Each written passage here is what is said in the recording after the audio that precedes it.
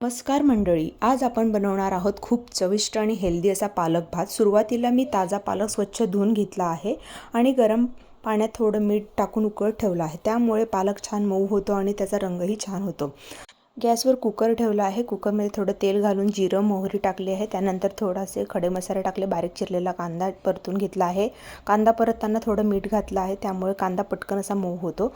आता चिरलेला टोमॅटो देखील आपण टाकून घेऊयात। ठेचा आणि आलं लसूण पेस्ट देखील, त्यात थोडासा शाही बिर्याणी मसाला, चिमूटभर हळद, चवीनुसार मीठ आणि छान असे घरगुती आपले मसाले घालून घ्या।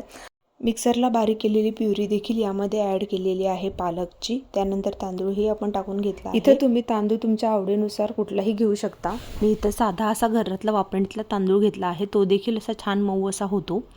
मिक्सरचं भांडं देखील छान असं धुवून टाकून दिलं आहे। त्यामध्ये गरम पाणी वर मी 1 इंचभर ठेवलेलं आहे।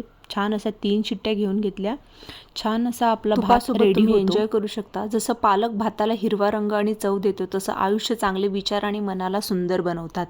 ही रेसिपी हेल्दी आहे, तर नक्की ट्राय करून बघा। तुमच्या मुलांना आणि प्रियजनांना नक्की आवडेल। लाईक करा, सबस्क्राईब करा, शेअर करायला विसरू नका। चला तर भेटूयात एक नव्या व्हिडिओमध्ये। तोपर्यंत बाय बाय, थँक्यू।